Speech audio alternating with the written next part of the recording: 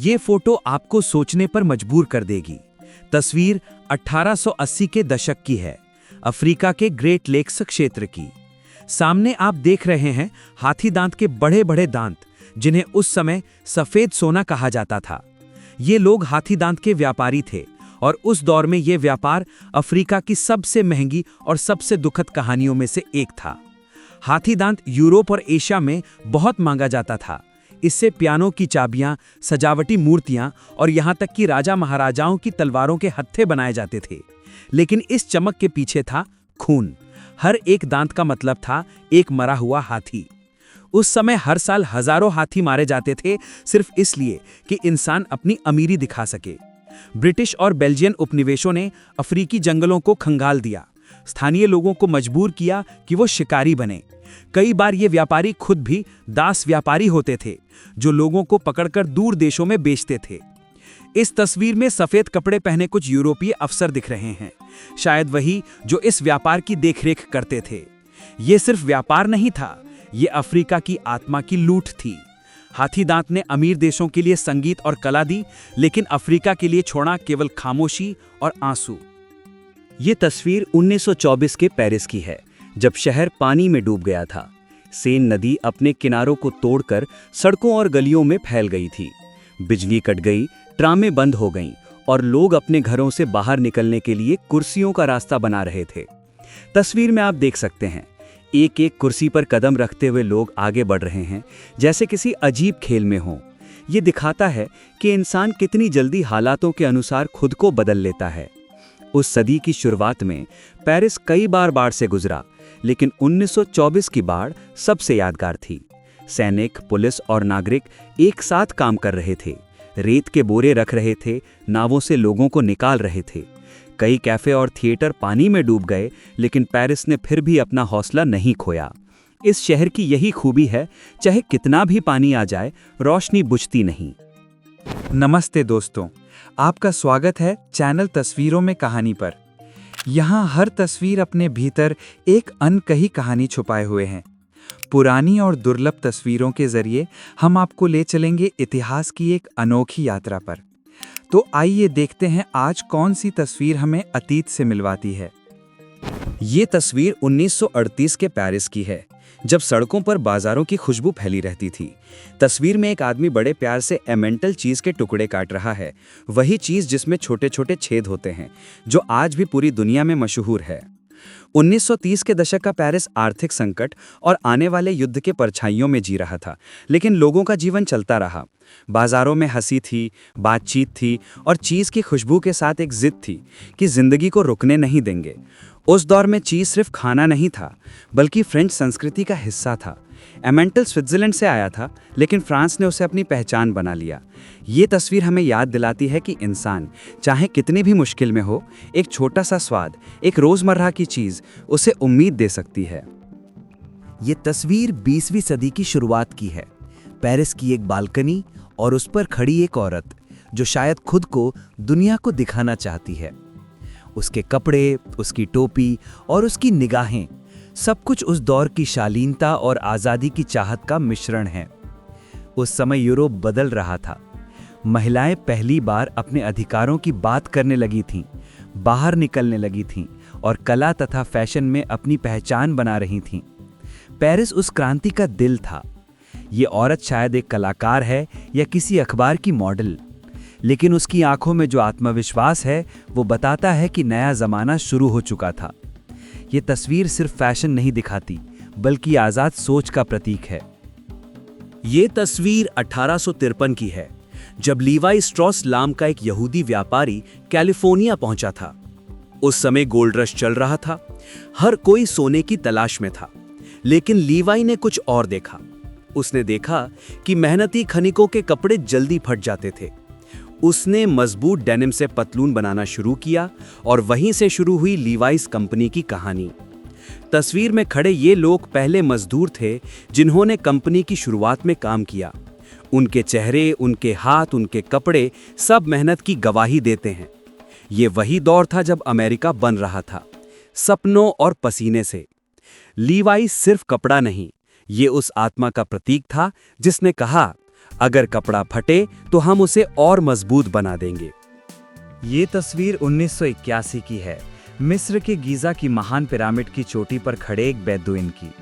वो शांत खड़ा है, हाथ में सिगरेट है और उसके पीछे सदियों का इतिहास। आज भले ही पिरामिडों के ऊपर चढ़ना सख्त मना है, लेकिन उस दौर में यह अब भी कुछ स्थानीय लोगों की परंपरा थी, या कहें उनकी हिम्मत।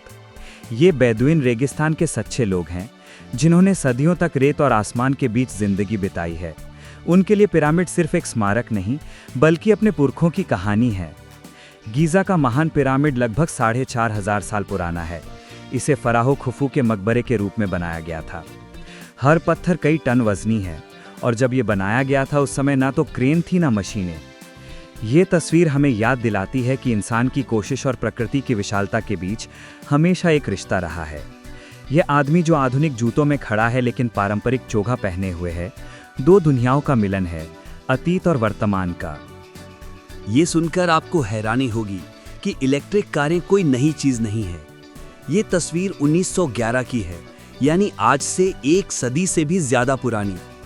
उस दौर में अमेरिका और यूरोप में लगभग 30% कारें इलेक्ट्रिक थीं। तस्वीर में एक महिला या शायद एक अमीर परिवार की कार अपने गैराज में चार्ज हो रही है। उस समय की इलेक्ट्रिक कारें चुपचाप चलती थीं, धुआं नहीं छोड़ती थीं और शहरों के लिए बहुत सुविधाजनक मानी जाती थीं। लेकिन फिर आया पेट्रोल का युग। सस्ते ईंधन, तेज इंजन और लंबी दूरी ने इलेक्ट्रिक कारों को पीछे छोड़ दिया। ये तस्वीर हमें दिखाती है कि इंसान के पास समाधान बहुत पहले से थे, बस हमने उन्हें भुला दिया। 100 साल बाद जब टेस्ला और अन्य कंपनियों ने फिर से इलेक्ट्रिक युग लेकर आईं, तो ये सब नया नहीं था, ये बस वापसी थी, इतिहास की एक पुरानी याद की। ये तस्वीर फैशन के विकास की कहानी है और साथ ही समाज के बदलते सोच की भी। 1875 से 1927 तक सिर्फ 50 साल में महिलाओं के कपड़ों में कितना बदलाव आया। 1870 के दशक में महिलाएं पूरी बाहों और लंबी पोशाकों में समुद्र तट पर जाती थीं, तैरने से ज्यादा देखने के लिए। 1890 तक कपड़े थोड़ा हल्के हुए, लेकिन शरीर छिपा ही रहता था। 1900 में फैशन ने थोड़ी आज़ादी दी और 1920 के दशक तक फ्लैपर युग आ गया, जब महिलाएं छोटे बाल रखती थीं और पहली बार तैराकी को खेल की तरह अपनाया। ये तस्वीर सिर्फ फैशन नहीं दिखाती, ये बताती है कि समाज ने कैसे धीरे धीरे महिलाओं को सांस लेने की जगह दी। कपड़े छोटे हुए लेकिन हिम्मत बढ़ी। ये तस्वीर न्यूयॉर्क के मैनहट्टन की है, लगभग 1915 के आसपास की। तस्वीर में ब्लैकफीट जनजाति के मूल अमेरिकी अपने पारंपरिक परिधान में होटल मैकल्पिन की छत पर खड़े हैं। उन्होंने नीचे कमरों में सोने से इनकार कर दिया था, क्योंकि उनके लिए आसमान के नीचे रहना ही असली आज़ादी थी। ये विरोध का एक शांत प्रतीक है, उस समय जब मूल निवासियों को उनकी ज़मीनों से बेदखल किया जा रहा था। उनके पीछे दिखते हैं ऊंचे ऊंचे अमेरिकी भवन, जो नई दुनिया का प्रतीक है, लेकिन इन लोगों के चेहरों पर वही गर्व है जो सदियों से उनके साथ रहा है। ये तस्वीर हमें याद दिलाती है कि सभ्यता की ऊंचाई और परंपरा की गहराई दोनों एक ही आसमान के नीचे रह सकते हैं। ये तस्वीर 1903 की है, दक्षिण अफ्रीका के क्वाज़ुलु नताल की। तस्वीर में 2 जुलू आदमी बिलियर्ड्स खेल रहे हैं। ये दृश्य जितना मज़ेदार लगता है, उतना ही गहरा भी है। उस समय ब्रिटिश उपनिवेश अफ्रीका में अपने क्लब और खेल लाए थे, और स्थानीय लोगों के लिए ये सब कुछ नया था। लेकिन इन जुलू पुरुषों के चेहरे पर जो जिज्ञासा है, वो बताती है कि इंसान हर चीज़ सीख सकता है, चाहे वो हथियार हो या खेल। बिलियर्ड सिर्फ मनोरंजन नहीं था, ये सत्ता का प्रतीक था, सफ़ेद लोगों की सभ्यता का प्रतीक था, और यही तस्वीर उस सभ्यता को पलट देती है। अब अफ्रीकी खुद खेल के नियम सीख रहे हैं। ये छोटा सा पल उस बड़े बदलाव की शुरुआत है, जहां कभी गुलाम रहे लोग खुद अपनी कहानी लिखने लगे। ये तस्वीर 1964 के जर्मनी की है। फ्रैंकफर्ट का पुल और उस पर चलती हुई ननों की लंबी कतार। सैकड़ों औरतें एक जैसी पोशाक में, सिर झुकाए, हाथों में प्रार्थना की माला लिए। ये दृश्य जैसे किसी मौन तूफान की तरह था। जर्मनी उस समय अभी भी युद्ध के बाद की राख से उभर रहा था। देश को फिर से आत्मा चाहिए थी, और चर्च उस आत्मा की खोज का प्रतीक बन गया। इन ननों का ये जुलूस किसी साधारण धार्मिक आयोजन का नहीं, बल्कि विश्वास के पुनर्जन्म का प्रतीक था। जब दुनिया युद्ध और नफरत के घावों से भर गई थी, तब इन औरतों ने अपने जीवन को सेवा और दया के लिए समर्पित किया। फ्रैंकफर्ट, जो कभी बमों से तबाह हुआ था, उस दिन इन काले वस्त्रों में ढकी सफ़ेद आत्माओं से भर गया था। ये तस्वीर सिखाती है, कभी कभी शांति की सबसे बड़ी आवाज़ खामोशी होती है। ये तस्वीर 1919 की है, जब अमेरिका में कार्य नहीं थी, लेकिन लोग पहले से ही उन्हें कारोबार का जरिया बना रहे थे। ये है एक फूड ट्रक, जो उस समय एक बिल्कुल नया विचार था। एक पुरानी फोर्ड गाड़ी के पीछे खाना रखा है, सैंडविचेस, कॉफी, शायद कुछ पेस्ट्रीज। महिलाएं रुककर खा रही हैं, बातें कर रही हैं। ये वही दौर था जब पहली बार महिलाएं खुलकर सड़कों पर दिखने लगी, काम करने लगी, और सड़क पर खाना बेचना, खरीदना आज़ादी की उस नई लहर का हिस्सा था। युद्ध के बाद का समय था, लोग कुछ हल्का फुल्का चाहते थे, और यही गाड़ियां उन्हें मुस्कान दे रही थीं। यही वो शुरुआत थी जिससे आज का स्ट्रीट फूड कल्चर पैदा हुआ। ये तस्वीर 1888 की महान बर्फीली आंधी की है। न्यूयॉर्क उस दिन पूरी तरह जम गया था। हवा इतनी तेज चली कि बिजली और टेलीफोन की तारें बर्फ से लिपटकर टूट गई। सैकड़ों लोग सड़कों पर फंस गए, ट्रैम रुक गई और शहर ठहर गया। लेकिन उस तूफान ने एक नया अध्याय लिखा। यहीं से न्यूयॉर्क ने अपनी बिजली और टेलीफोन लाइनों को जमीन के नीचे डालना शुरू किया। यानी इस बर्फ ने आधुनिक शहर की नींव रखी। तस्वीर में लोग मोटे कोट पहने हैं, बर्फ के बीच चलने की कोशिश कर रहे हैं। ये इंसान की उस आदत का सबूत है जो कहती है, चाहे मौसम कितना भी बेरहम क्यों ना हो, हम आगे बढ़ते रहेंगे। ये तस्वीर 1914 की है, जब ब्रिटानिक टाइटैनिक का बहन जहाज पहली बार पानी पर उतारा गया था। लोग सोचते थे कि ये दुनिया का सबसे सुरक्षित जहाज है जो कभी नहीं डूबेगा, लेकिन भाग्य को कुछ और मंजूर था। ब्रिटानिक को युद्ध के दौरान अस्पताल जहाज में बदल दिया गया और 1916 में वो एजियन सागर में एक माइन से टकराकर डूब गया। सौभाग्य से ज्यादातर लोग बच गए, जिनमें टाइटैनिक की जीवित बची नर्स वायलेट जेसप भी थी।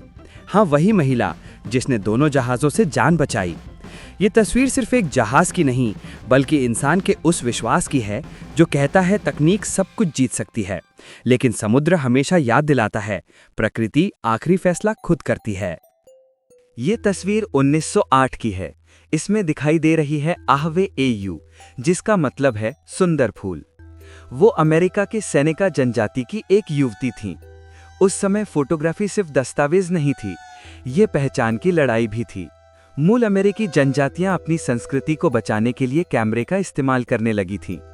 आवे एयू की ये तस्वीर सिर्फ एक पोर्ट्रेट नहीं है, ये उस सभ्यता की सुंदरता का सबूत है जिसे इतिहास मिटाने की कोशिश कर रहा था। उसके कपड़े, मोती और उसके चेहरे की शांति सब कुछ बताता है कि असली शान दिखावे में नहीं, अपनी जड़ों में होती है।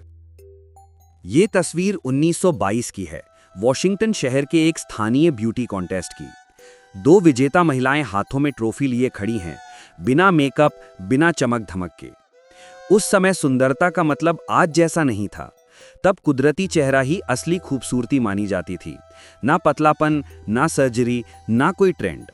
महिलाओं से उम्मीद नहीं की जाती थी कि वो किसी आदर्श को पूरा करें, वो खुद अपने आप में अलग थीं। ये वो समय था जब ब्यूटी प्रतियोगिताएं समाज में बदलते नजरिए की शुरुआत थी। पहली बार महिलाएं मंच पर आ रही थीं, खुद को दुनिया के सामने दिखा रही थीं। और इस साधारण सी तस्वीर में वो आत्मविश्वास है जिसने आने वाली सदी में नारी छवि को बदल दिया। ये तस्वीर 1933 की है, जब रोमांच का मतलब सच में जोखिम होता था। तस्वीर में एक आदमी लकड़ी के स्लेज पर हवा में उड़ता हुआ दिखाई देता है। नीचे भीड़ खड़ी है, सबकी नजरें उस पर टिकी हैं। उस समय कोई हेलमेट नहीं, कोई सुरक्षा बेल्ट नहीं, बस हिम्मत और जोश। ये दौर था जब इंसान सीमाओं को ललकारने लगा था। विमान उड़ना शुरू हो चुके थे, कारें तेज दौड़ने लगी थी, और अब लोग अपने शरीर से भी गुरुत्वाकर्षण को हराने की कोशिश कर रहे थे। इस तस्वीर में ठंड है, डर है और रोमांच भी, लेकिन सबसे ज्यादा है वो जज्बा जो कहता है हम उड़ना चाहते हैं, चाहे गिर जाएं। ये तस्वीर मोटरिंग के इतिहास की सबसे दिलचस्प कहानियों में से एक है। 28 जनवरी 1896 को ब्रिटिश ड्राइवर वॉल्टर आर्नोल्ड को तेज चलाने के लिए गिरफ्तार किया गया। वो 12 किलोमीटर प्रति घंटे की रफ्तार से जा रहे थे, जबकि सीमा सिर्फ 3 थी। पुलिस वाले ने उनका पीछा साइकिल पर किया और पकड़ लिया। ये इतिहास का पहला स्पीडिंग टिकट था। तब कारें इतनी नई चीज थीं कि लोगों को उनका डर भी था। लेकिन ये घटना बताती है कि इंसान जैसे ही मशीनें बनाता है, वो सीमाएं तोड़ने की कोशिश शुरू कर देता है। आज जब हम हाईवे पर दौड़ते हैं तो कहीं ना कहीं इस कहानी की गूंज अब भी सुनाई देती है। वही रोमांच, वही जल्दबाजी, वही इंसानी स्वभाव। ये तस्वीर 1891 की है, अमेरिका के आइडाहो राज्य के लुइस्टन शहर की। तस्वीर में कामगार जमीन में लकड़ी के पाइप डाल रहे हैं। ये वो दौर था जब पाइप धातु के नहीं, लकड़ी के होते थे और हाथों से काटकर जोड़े जाते थे। ठंड, मिट्टी, मेहनत और धैर्य, यही इंजीनियरिंग थी उस समय। उनके पास मशीनें नहीं थीं, लेकिन सोच वही थी जो आज भी है। इंसान अपनी जिंदगी को आसान बनाना चाहता है। इन लोगों ने आधुनिक जल प्रणाली की नींव रखी और शायद उन्हें खुद भी नहीं पता था कि उनका काम आने वाले 100 साल तक दुनिया को पानी देगा। ये तस्वीर तकनीक की नहीं, पसीने की कहानी है। ये तस्वीर 1864 की है, हिमाचल प्रदेश के चंबा शहर की।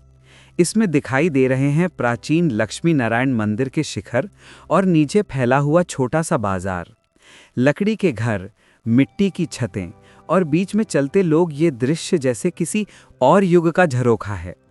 फोटोग्राफर सैमुअल बॉन्ड ने इस तस्वीर को लिया था जब भारत में ब्रिटिश शासन था। लेकिन इस तस्वीर में सत्ता नहीं, संस्कृति दिखती है।